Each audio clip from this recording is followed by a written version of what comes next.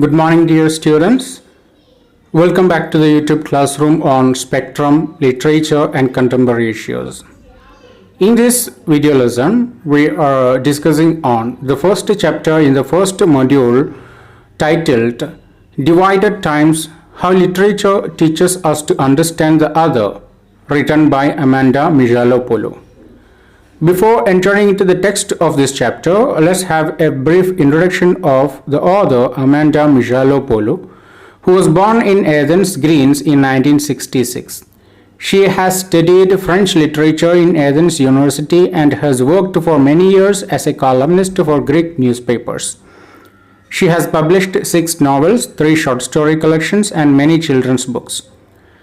She has received the Mother Award for her story Life is Colorful Outside, which was published in 1994, and the Diavazo Award for her highly acclaimed novel Gender's Wishbone Memories, which was published in 1996.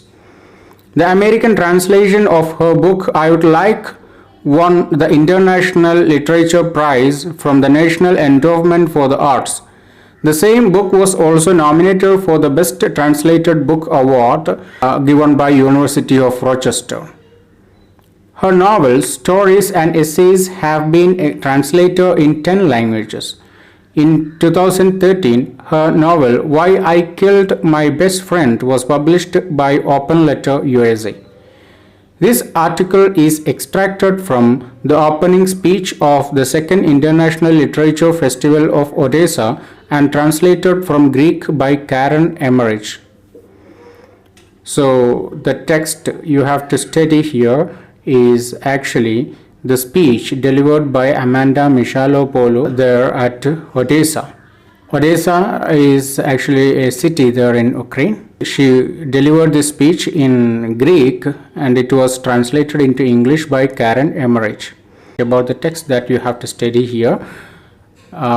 Literature is generally defined as the reflection of society and what happened around us. As the time passes, literary works are viewed as the imagination of the dominant class. But since the age of classical literature, a hero was created who was capable of challenging the perceptions of the dominant class. In other words, all heroes who challenge the perception of the dominant class are actually anti-heroes, because they work against the prevailing dominant concepts in the society, and they talk for the suppressed, the downtrodden people, the marginalized people. Amanda Michalopoulou raises the question of how old classics can be read innovatively in the modern age against the majoritarian perspective of media. All societies are always controlled by those people who are in power. So the concepts, the perceptions, the thought process, or all of this of that society depends upon the thought process, perceptions and concepts of these people who are in power. And the people who are marginalized, the downtrodden people, the suppressed people, they always remain voiceless. So here Amanda Michalopoulou, she is trying to reread the old classics and compare the characters in old classics to the present characters or the characters in the present society who are suppressed and downtrodden. That's why she tells that the heroes in these classics are anti-heroes, because they function against the prevailing dominant theories and dominant concepts and dominant perceptions. Divided Times, How Literature Teaches Us to Understand the Other is the opening speech delivered in the Second International Literature Festival of Odessa that I have already mentioned is a city there in Ukraine, in the backdrop of the heated discussions regarding the other, especially about refugees, sexual minorities and the marginalized people. The other here refers to the other people, means those people who doesn't have power, those people who are suppressed. Into the text of the speech, According to Amanda, it is the right time to reread or deconstruct the classical literature and find out new text and experience. So new texts and experiences we can find from the old classics. And these new texts and experiences, they reflect the contemporary realities. Amanda makes an attempt to reread the classics of European literature such as Hamlet, Odyssey, or Don Quixote. It is read in both ways, like Don Quixote and Don Quixote, and the sorrows of young Werther in her speech, and present these texts with a new perspective. So she is trying to reread these texts, and she is trying to compare the characters in these texts to the present, the contemporary characters who are the downtrodden people, who are the marginalized people. Hamlet is a play by William Shakespeare which speaks about the mental conflicts of the Prince Hamlet who wants to avenge the murder of his father. Odyssey, an epic by the Greek writer Homer, is the story of Odysseus, the Trojan hero and the king of Ithaca. Don Quixote is a novel by Cervantes, the Spanish novelist. It speaks of an old crazy man who imagines himself to be a valiant knight and sets out on a journey of adventurous exploits on horseback. The Sorrows of Young Werther is a novel by the German writer Goethe. It is the tragic love story of Werther, who falls in love with Charlotte. Charlotte is already engaged and later married to Albert. According to Amanda, these heroes are modern because they are marginalized anti-heroes. So here we are moving away from the actual text for a short time to explain the term marginalization. Marginalization is the act of treating certain groups of people or individuals as insignificant and powerless and keeping them away from the mainstream social interactions. Marginalization is a social evil which makes certain communities placed at the margins of economic and cultural development. These communities are devoid of any changes or advancement which other people enjoy in the modern times. Examples of marginalized communities include tribals, Dalits, minority communities, Negroes, women, handicapped people, immigrants, etc. In our normal social discourse, we treat marginalized people as insignificant and most of the time place them in undesirable social positions. Here, these pictures speak in detail how marginalized people are being treated by the mainstream society. Human zoos were prominent in the Western world during the 19th and 20th centuries, where the black people were displayed in their primitive state for the entertainment of the white people. You can think how demeaning, derogatory and dehumanizing kind of a thing it was. You must have read and watched news reports of the recent Black Lives Matter movement in America, which was supported by people all over the world. It shows that still in this 21st century, racism has strong roots in the minds of people. The social interactions of a society which is controlled by the powerful mainstream will always speak only from their angles, placing the other people in the evil side. Most of the soap and cosmetic advertisements communicate the majoritarian idea that white is beautiful and black is ugly. White is good and black is bad. White is civilized and black is savage. Most of the Hollywood films place blacks, Arabs, Asian people and Muslims in the positions of villains, uncivilized people and ruthless murderers, and as people having lesser intelligence. The picture in India is also not different.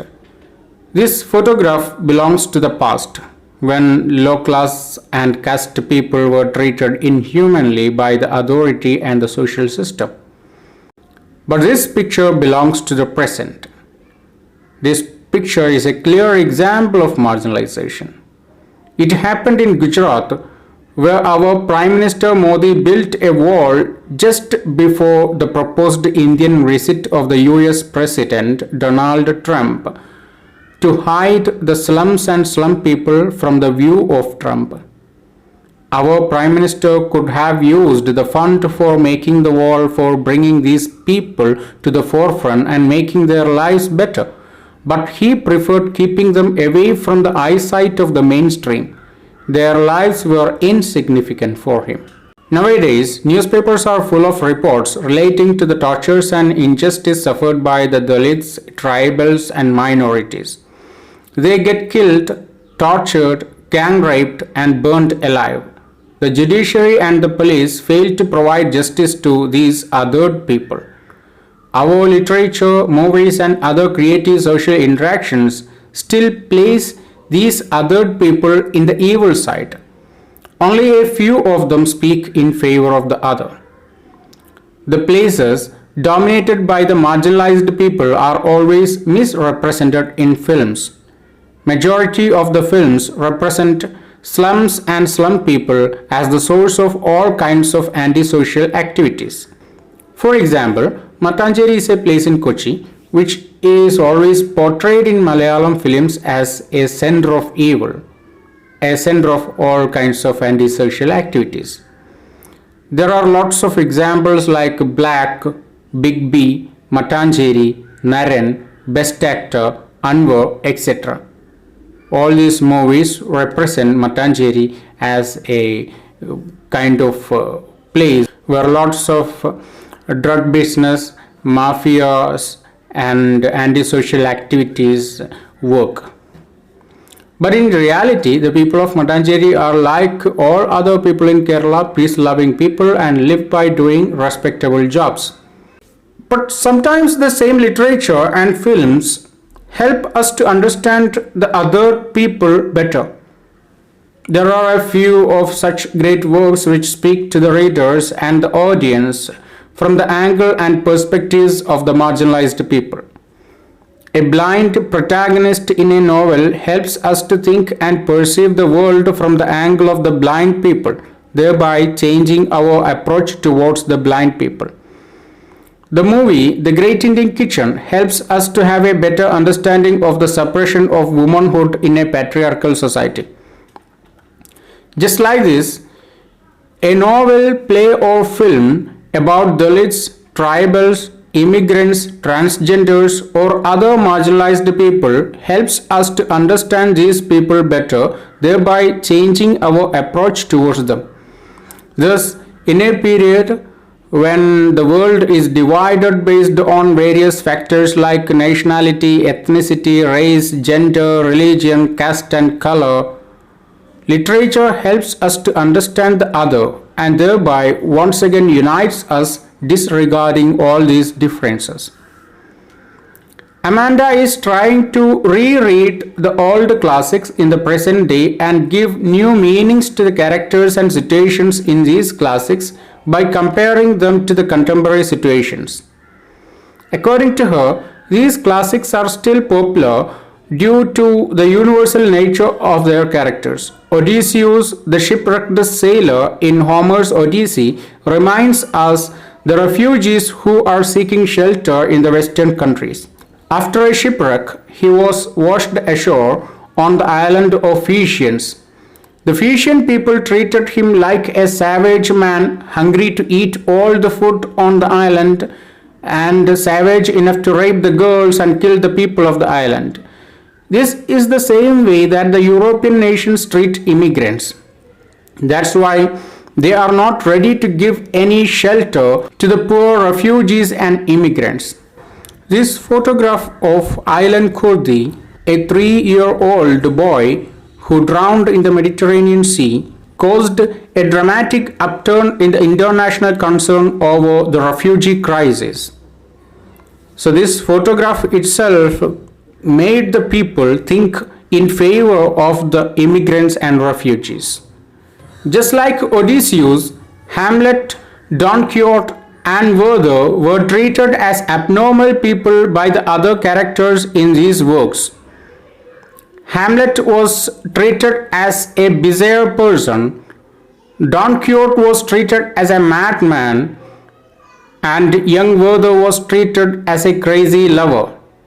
We can find similar characters or parallels to these characters in the contemporary world also. by reading these works and comparing these characters to the marginalized characters around us, we can to a certain extent think from the perspectives of these marginalized people around us and understand their problems and miseries. Thus, the diverse nature of each character makes us to think about difference. Nothing that is human is foreign to literature. It can instill imagination and empathy in the minds of readers. When we read the classics of the European tradition, we begin to have a guarded, radical understanding of the other, and it leads to the understanding that the other is not what it seems. So literature can change our perceptions and our approach towards the suppressed, downtrodden and marginalized people, or towards the other. So here we are winding up the session. Thank you.